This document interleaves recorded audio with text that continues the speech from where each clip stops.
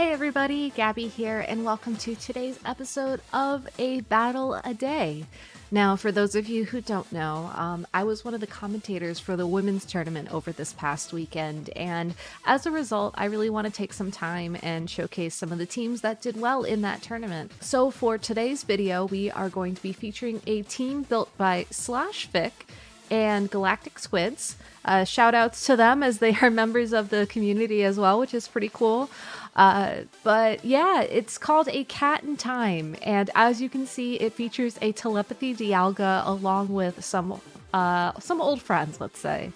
So the reason why I wanted to start with this team first, not just because Slash is a member of the community, but I really like Telepathy Dialga. I think that there's a lot of potential there, and when it comes to restricted Pokemon with hidden abilities that I've been waiting to see, Telepathy, Palkia, and Dialga are honestly on the top of that list, so it's really cool to see a team that makes use of it.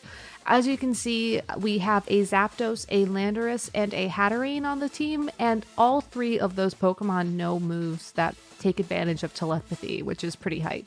The Dialga itself is what I would assume is pretty standard for a Steel-type Pokemon that wants to Dynamax. We have Flash Cannon and Earth Power for Max Steel Spike and Max Quake. And then Roar of Time, which is the signature move of Dialga as a very powerful stab move.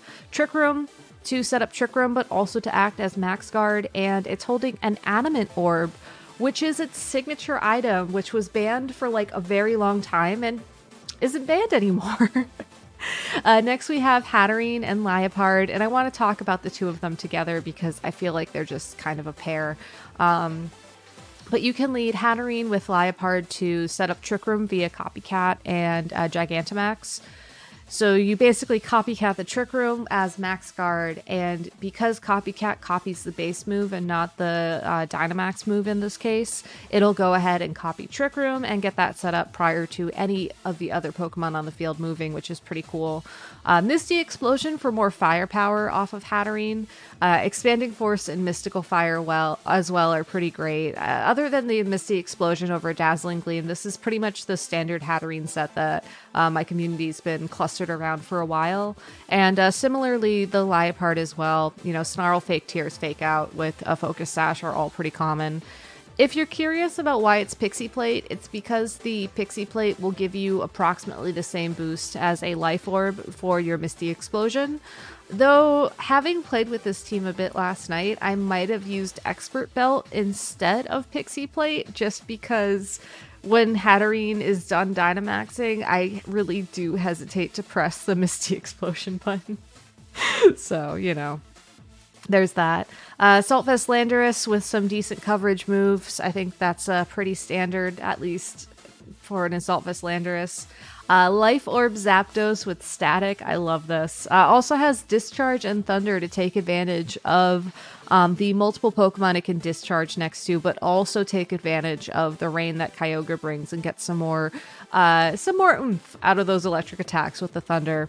And then last but not least is Celesteela to just kind of slow things down, to bring Wide Guard against Kyogre, to bring Wide Guard against Regieleki with Electro Web, and, you know, Power Herb, Meteor Beam, Air Slash, Flash Cannon. I think this set worked really well for Slash, but I've always been used to using Celesteela as more of a like slow stall leftovers Leech Seed kind of Pokemon, so I was having a bit of trouble with it last night. So we'll see. We'll see how this works out for the video today. You know, cards on the table. I lost a lot last night, and usually when that happens, I wake up in the morning and I'm just like, I understand everything. So we'll see. But if you want to try this team out for yourself, please check the video description down below. I linked to Slash's tweet that has a link to this team in addition to just posting the code.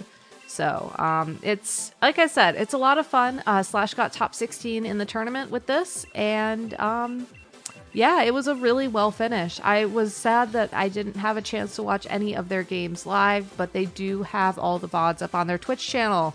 So you can go back in time and, you know, see how the team works for yourself. Oh my god, I'm laughing because the first thing that jumps out to me is the Rillaboom and the Garchomp on this team, and my brain is like, oh no, they're running Discharge Earthquake. Though admittedly, I feel like Aleki needs a balloon in order to pull that off, and I'm not sure if that's going to be 100% possible. So I think I'm going to lead Zapdos Landorus against my better judgment here, just because I feel like it's confident enough, and then bring Dialga and Celesteela in the back. I thought about bringing the Liepard as part of a lead, but I kind of dismissed that immediately because I mean, while it's true the Rillaboom does get access to Fake Out, and that could be something that we have to be cognizant of, I don't know. I just don't really see Liepard doing too much here. So by going Discharge Earthquake, we really start off nice and offensively, and we can certainly threaten down the Ho-Oh, who's very scary because Ho-Oh gets Regenerator now. For those of you who have not found that out yet, it does, and honestly, it's absolutely terrifying. So, knowing that my opponent led the Garchomp, I think what I'm going to do is go ahead and go for a Discharge and just pivot. Actually, no. I take that back. We're going to Airstream. And actually, let me double check the speeds on Zapdos and Landorus real quick. Okay, yep, good. That's what I wanted. So we're... Actually, wait, no, that's not what I wanted. All right, so we're just going to go ahead and switch out Landorus into Dialga to get the speed boost from the max Airstream, and hope that that's going to be helpful after 2. We should get access to 2 because after 1 max Airstream, the Zapdos should be faster than all the other Pokemon on the opposing side of the field. Though it is important to keep in mind that if this is a Jolly max speed Garchomp, I believe it's faster. So as for the Ho-Oh, I'm going to ignore it for now. You may have seen that I clicked in the Discharge at first, but I felt like I had to pivot here because there was really... I don't know. I just didn't really see any good options. And quite frankly, if I would have realized that Airstream did that much to the Garchomp, I think I would have just kept Landorus in and gone for a Rock Slide. But you know what? That's okay. We avoided getting burned by Sacred Fire. Even though Dialga will take residual damage from the burn here, or, you know, might just also get knocked out. No. We're fine. So my opponent is very afraid of the Landorus, given that they went for the burn and for the breaking swipe. So switching into 2 special attackers was a good call here. And now that the Garchomp is on the field, I think we'll go for the knockout. And we'll go for Roar of Time onto Ho-Oh for 2 reasons. 1, because I really like the animation, and 2, I'm hoping that big damage will mean we can finish it up with a max lightning KO in the final turn. We don't know what item it's holding. I've been seeing some people run like Leftovers and Regenerator. I'm really afraid of like not Leftovers, Weakness Policy for some reason. I don't know.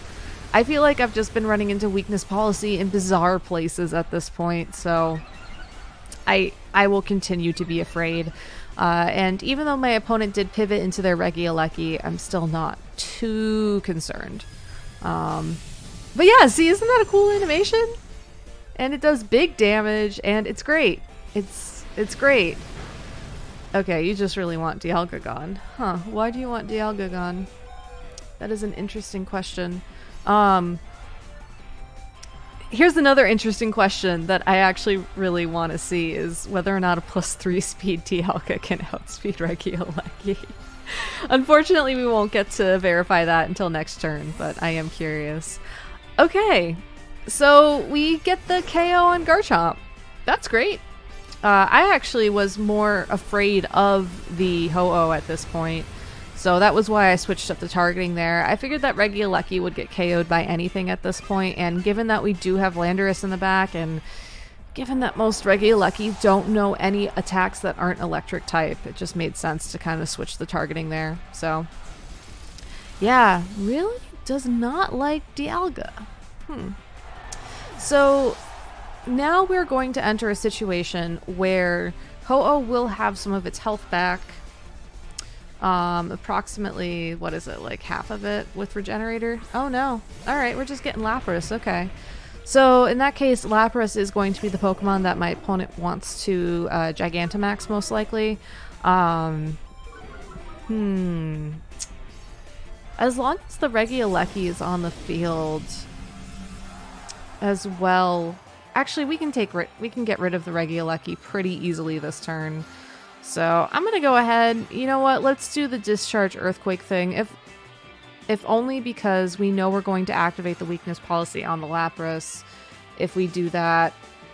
And I don't know. I guess I could have discharged and then U-turned into Celesteela to take the potential G-Max Resonance a little bit better, but I guess I'm assuming that Zapdos is kind of the bigger threat since it's so fast, whereas the Landorus will just get knocked out by a Max Geyser in the future or something. I don't know.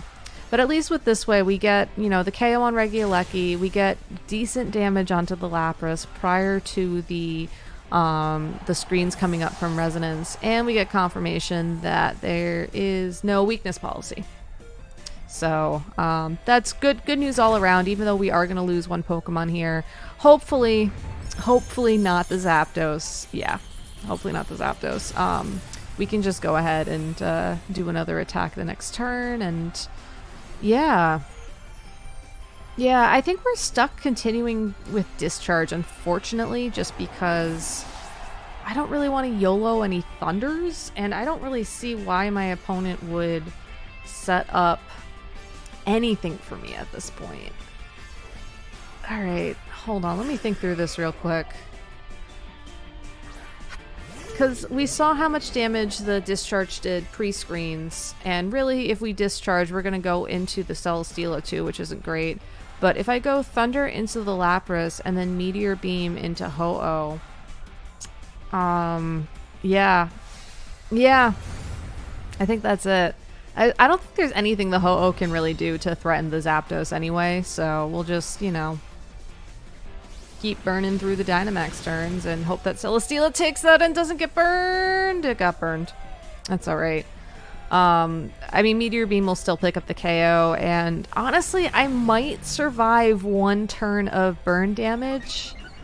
That's gonna be close. I don't know. 18, like, eyeballing it, I want to say I'm gonna take like 13 to 15 damage from the burn, so we'll be left with 1 to 3 HP, but I don't actually know.